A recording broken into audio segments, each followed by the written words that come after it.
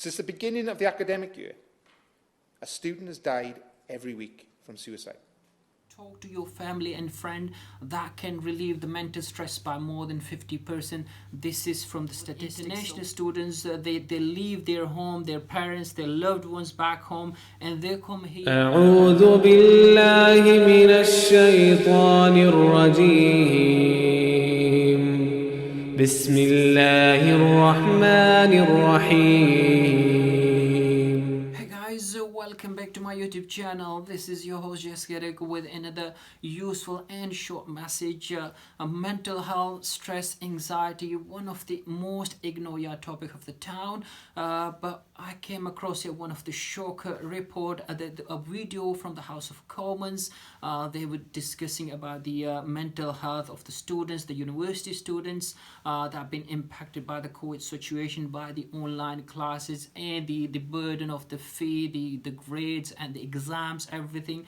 So one every week actually going towards the suicide. That is a shocker and eye-opener for every student, every parent out there. This is quite disturbing, not just for myself, for everyone who watched that video or that message or those facts.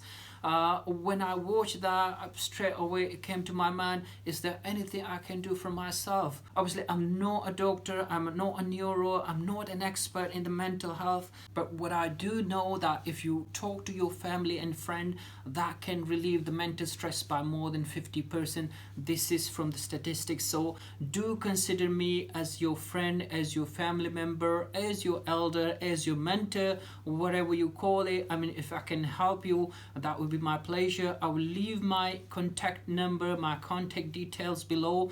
Do give me a call anytime you wish and you want to discuss any topic.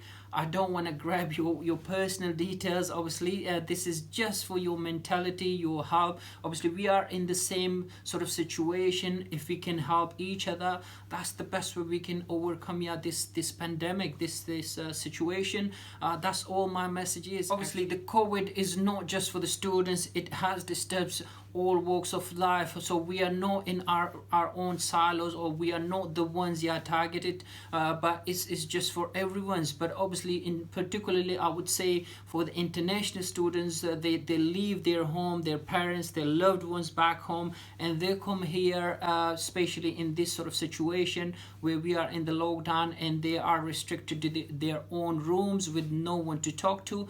So do consider this help. Actually, if you need help, definitely whatever I can do from myself, that's all I wanted to share in this video. Do give me a call, do use the help wherever you can. Obviously no one wish for someone to go into that direction, what the House of Commons predicted, or the facts that I've shared there.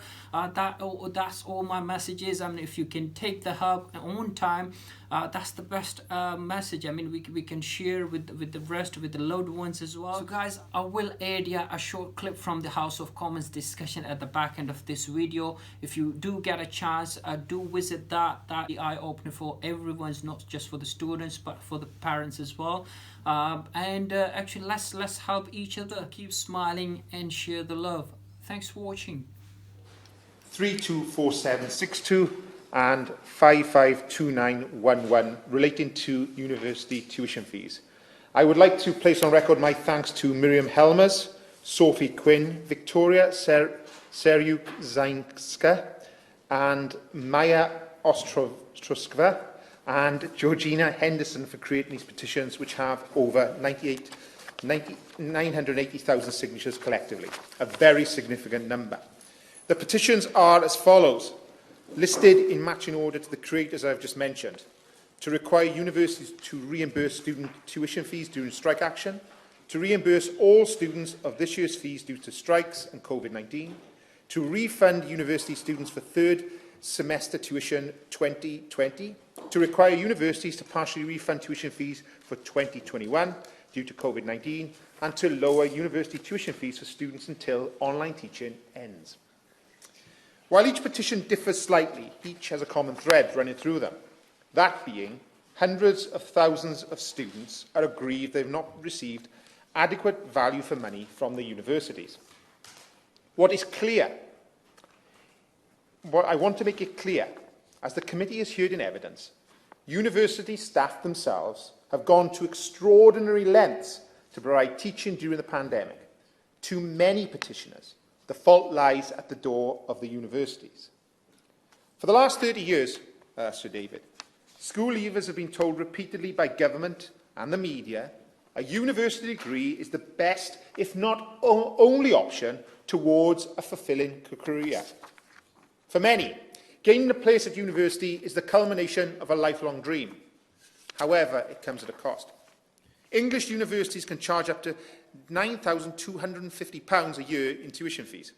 So, for example, if someone did a 3-year course at £9,250 a year and got £6,378 a year for a maintenance loan, they would graduate with £46,884 worth of debt.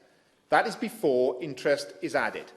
By any stretch of the imagination, Sir David, that is a massive amount of money. Therefore, you would think if someone is invested in that type of money, they deserve an adequate return on that investment. And if they do not get it, they should be properly compensated. Simply put, students want value for money. I would like to take some time to explain two of the ways in which many students feel they did not receive this value for money due to the pandemic and to strikes. The Petitions Committee conducted a survey of people who had signed relevant petitions and received over 25,000 responses from current students. More students who responded told the committee teaching hours at the universities had fallen due to the pandemic and were either dissatisfied or very dissatisfied with the quality of education they were currently receiving. One student enrolled on a clinical course expressed disappointment at the quality of their teaching. Clinical practice did not take place, raising the fear, and they have said, it isn't a case of will the medics, dentists and vets of this year come out as less trained individuals, but a question of how much poorer their practice will be. The drop in teaching hours affects art students as well. Seminars and debates are difficult to translate into online teaching, especially when there are international students who are often in different time zones due to the pandemic. This has meant, for some, that the interactivity of discussion that is vital to subjects such as history or English literature has been lost. For those who were affected by strike action as well, teaching from January 2020 right through to the summer was very minimal. In their written submission, the National Union of Students expressed a concern. A whole cohort of students will lose faith in the UK's education system if they are not financially reimbursed for missing teaching.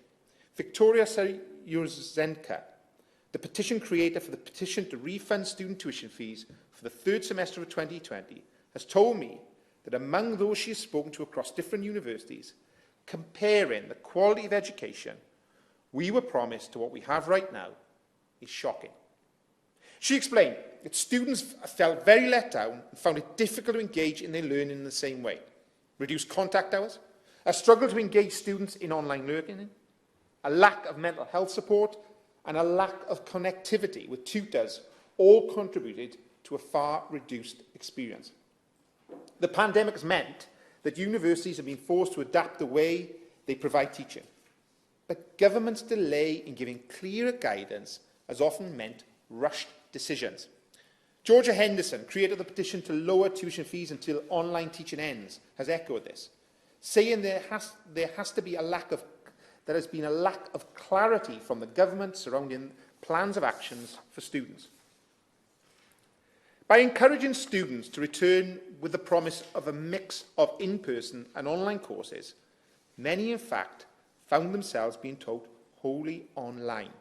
This has cost them not only rent, but left many isolated in a new place they've only just moved to, without any form of a support system. As we've recently seen, Sir David, in Manchester, with the rent strike and the occupation of Owens Park by students, it is clear many feel let down. One student, Izzy Smitherman, told the BBC, they brought us here for profit rather than our safety. Another student has said the students feel they were tricked back into university in September. Students feel greatly mistreated by the government, blamed for the rise in COVID cases, locked in accommodation in new cities with no support network, and not receiving the teaching they have paid for. the government's lack of engagement with these issues is severely damaging. The lack of clarity and difference in what students were led to believe and the reality they teach in has affected students' mental health hugely. Since the beginning of the academic year, a student has died every week from suicide. Let me just repeat that horrendous statistic. Since September, every week, a student has taken their own life. Every week. Parents have been told that their child died alone at their university. Every week, friends and families grieve for a life cut short. And still the government has not addressed their issues. Their petitions voice a desperate cry for help, as Georgia Henderson says. The government has repeatedly failed to plan for the safe learning for students at university. أعوذ بالله من الشيطان الرجيم بسم الله الرحمن الرحيم الحمد لله رب العالمين الرحمن الرحيم مالك يوم الدين إياك نعبد وإياك نستعين اهدنا الصراط المستقيم صراط الذين أنعمت عليهم غير المغضوب عليهم ولا الضالين